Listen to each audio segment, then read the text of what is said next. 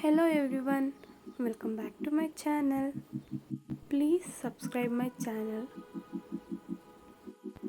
Quick and ಈಸಿಯಾಗಿ 10 ಮಿನಿಟ್ಸಲ್ಲೇ prepare ಆಗುವಂಥ breakfast recipe ಹೇಳ್ಕೊಡ್ತಾ ಇದ್ದೀನಿ. ಫಸ್ಟು ಗ್ಯಾಸ್ ಸ್ಟವ್ ಮೇಲೆ ಒಂದು ಬಾಣಲಿ ಇಟ್ಕೊಂಡು ಅದಕ್ಕೆ 2 ಟೇಬಲ್ ಸ್ಪೂನ್ ಆಯಿಲ್ ಹಾಕ್ಕೊಬೇಕು. ನೆಕ್ಸ್ಟು ಸಾಸಿವೆ ಹಾಕ್ಕೊಬೇಕು. ಉದ್ದಿನಬೇಳೆ ಕಡಲೆಬೇಳೆನ ಆ್ಯಡ್ ಮಾಡ್ಕೊಬೇಕು. ಕಡಲೆಬೇಳೆ ಮತ್ತು ಉದ್ದಿನಬೇಳೆ ಎರಡು ಗೋಲ್ಡನ್ ಬ್ರೌನ್ ಬರೋ ಥರ ಫ್ರೈ ಮಾಡ್ಕೊಬೇಕು. ನೆಕ್ಸ್ಟು ನಾವು ಅದಕ್ಕೆ ಕರಿಬೇವಿನ ಸೊಪ್ಪನ್ನು ಆ್ಯಡ್ ಮಾಡ್ಕೊಬೇಕು. ಕರಿಬೇವು ಹಾಕಿದ ತಕ್ಷಣ ಎಣ್ಣೆ ಎಲ್ಲ ಸಿಡಿತಿದೆ, ಅದೆಲ್ಲ ಗೋಡೆಗಾರುತ್ತೆ. ಆ ಥರ ಆರಬಾರ್ದು ಅಂತಂದರೆ ಮೇಲೆ ಒಂದು ಪ್ಲೇಟ್ ಅಥವಾ ಅದಕ್ಕೆ ಕೊಟ್ಟಿರ್ತಾರೆ ಗ್ಲಾಸ್ ಲಿಡ್ಡು, ಅದನ್ನು ಕ್ಲೋಸ್ ಮಾಡಬೇಕು. ಎಲ್ಲ ಚಿಟಪಟ ಅಂದಿದ್ದೆಲ್ಲ ಕಡಿಮೆ ಆದಮೇಲೆ ಆ ಲಿಡ್ನ ತೆಗಿತಾ ಇದ್ದೀನಿ.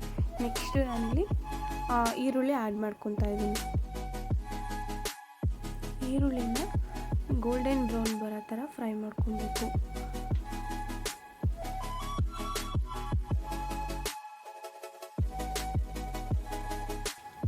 ನೆಕ್ಸ್ಟ್ ನಾವು ಕಟ್ ಮಾಡಿ ಇಟ್ಕೊಂಡಿದ್ದಂಥ ಕ್ಯಾರೆಟ್, ಬೀನ್ಸ್ ಆ್ಯಡ್ ಮಾಡ್ಕೊಬೇಕು. ನಿಮ್ಗೆ ಯಾವ ವೆಜ್ಜಸ್ ಇಷ್ಟನೋ ಆ ತರಕಾರಿನ ನೀವು ಆ್ಯಡ್ ಮಾಡ್ಕೊಬೋದು. ತರಕಾರಿ ಬೇಗ ಫ್ರೈ ಆಗಬೇಕು, ಬೇಗ ಬೇಯಬೇಕು ಅಂತ ಅಂದರೆ ಸಾಲ್ಟ್ ಆ್ಯಡ್ ಮಾಡ್ಕೊಬೇಕು. ಸಾಲ್ಟ್ ಆ್ಯಡ್ ಮಾಡ್ಕೊಳ್ಳೋದ್ರಿಂದ ತರಕಾರಿ ಬೇಗ ಕುಕ್ ಆಗುತ್ತೆ, ನಮಗೆ ಟೈಮ್ ಕೂಡ ಕಡಿಮೆ ಹಿಡಿಯುತ್ತೆ. ಕಡಿಮೆ ಸಮಯದಲ್ಲಿ ಬೇಗ ಕುಕ್ ಮಾಡ್ಬೋದು.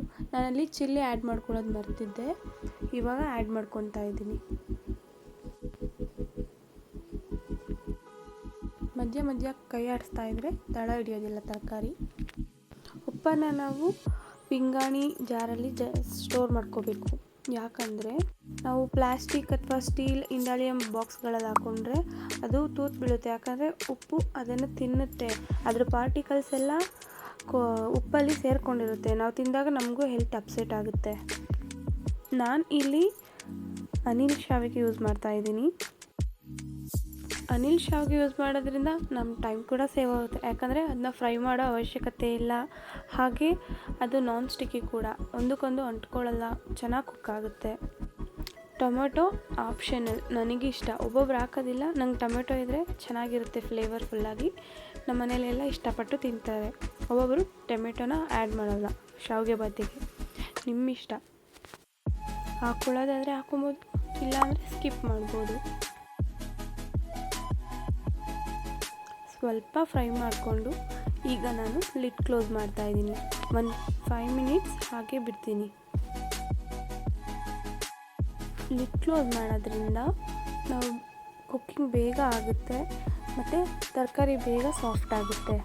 ಆಮೇಲೆ ಉಪ್ಪು ಖಾರ ಎಲ್ಲ ಚೆನ್ನಾಗಿ ಹಿಡಿಯುತ್ತೆ, ಅದಕ್ಕೆ ತಿನ್ನಬೇಕಾದ್ರೂ ಫ್ಲೇವರ್ಫುಲ್ ಆಗಿರುತ್ತೆ.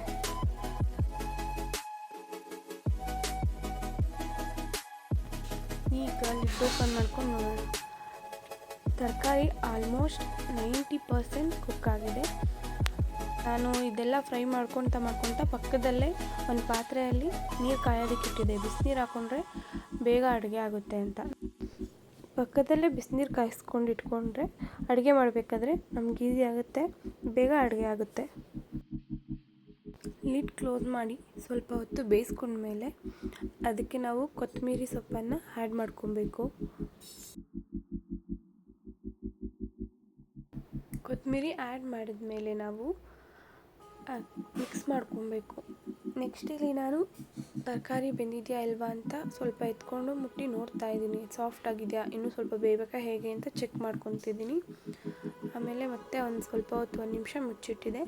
ನೆಕ್ಸ್ಟ್ ಈಗ ಶಾವಿಗೆನ ಆ್ಯಡ್ ಮಾಡ್ಕೊತೀನಿ ನಾನು.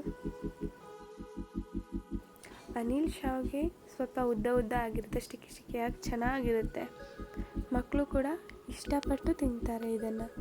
ನೂಡಲ್ಸ್ ಥರ ಇರುತ್ತೆ ಅಲ್ವಾ, ಅವ್ರಿಗೆ ಅಟ್ರ್ಯಾಕ್ಟ್ ಆಗುತ್ತೆ.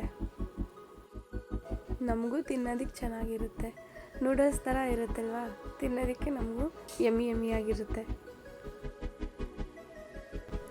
ಚೆನ್ನಾಗಿ ಮಿಕ್ಸ್ ಕೊಡಬೇಕು. ಚೆನ್ನಾಗಿ ಮಿಕ್ಸ್ ಮಾಡೋದ್ರಿಂದ ಅದು ಸ್ಟಿಕ್ಕಿ ಆಗಲ್ಲ, ಚೆನ್ನಾಗಿ ಬೇಯುತ್ತೆ.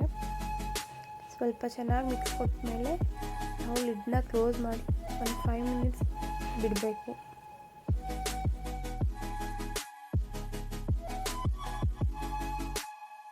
ನೀವು ಉಪ್ಪು ಖಾರ ಎಲ್ಲ ನೋಡ್ಕೊಳ್ಳಿ, ನಿಮ್ಗೆ ಯಾವ ಥರ ಬೇಕು, ಖಾರ ಜಾಸ್ತಿ ಬೇಕಿದ್ರೆ ಖಾರ ಆ್ಯಡ್ ಮಾಡ್ಕೊಳ್ಳಿ, ಉಪ್ಪು ಕರೆಕ್ಟಾಗಿದೆಯಾ ಅಂತ ನೋಡ್ಕೊಳ್ಳಿ ಶಾವಿಗೆ ಹಾಕೋದಕ್ಕಿಂತ ಮುಂಚೆ. ಇದಂತೂ ಸಿಂಪಲ್ಲಾಗಿ ಟೇಸ್ಟಿಯಾಗಿರುತ್ತೆ, ಎಲ್ಲರೂ ಇಷ್ಟಪಡ್ತಾರೆ. ನನಗಂತೂ ಶಾವಿಗೆ ಭಾತ್ ಅಂದರೆ ತುಂಬ ಇಷ್ಟ, ನನ್ನ ಫೇವ್ರೇಟ್ ಅಂತಲೇ ಹೇಳ್ಬೋದು. ಸಿಂಪಲ್ ಆ್ಯಂಡ್ ಟೇಸ್ಟಿಯಾಗಿ ಕ್ವಿಕ್ಕಾಗುತ್ತೆ.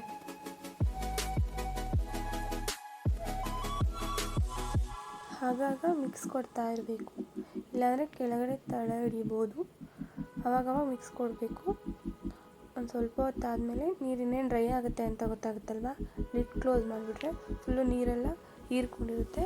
ಅದು ಬೇಗನೆ ಕುಕ್ ಆಗುತ್ತೆ, ವಿತಿನ್ 5 ಮಿನಿಟ್ಸಲ್ಲೇ. ಆಗಾಗ ಚೆಕ್ ಮಾಡ್ಕೊತೀನಿ. ಇನ್ನೊಂದೇ ಒಂದು ಸ್ವಲ್ಪ ನೀರು ಡ್ರೈ ಆಗಬೇಕಿತ್ತು. ಈಗ ಮತ್ತೆ ತೆಗೆದೆ. ಇವಾಗ ಕರೆಕ್ಟಾಗಿ ಆಗಿದೆ, ಪರ್ಫೆಕ್ಟಾಗಿ ಕುಕ್ ಆಗಿದೆ. ಈ ಥರ ಸಾಫ್ಟ್ ಆಗಿದೆ, ಫುಲ್ಲು ಡ್ರೈ ಕೂಡ ಇಲ್ಲ, ಫುಲ್ಲು ತೆಳ್ಳು ಕೂಡ ಇಲ್ಲ. ಈ ಥರ ಇದ್ದರೆ ಪರ್ಫೆಕ್ಟ್ ಶಾವಿಗೆ ಭಾತ್. ನೀವು ಒಮ್ಮೆ ಮನೇಲಿ ಟ್ರೈ ಮಾಡಿಬಿಟ್ಟು ಹೇಗಾಯಿತು ಅಂತ ನನಗೆ ಕಮೆಂಟ್ ಮಾಡಿ ಹೇಳಿ. Thank you so much. Please subscribe ಮಾಡಿ.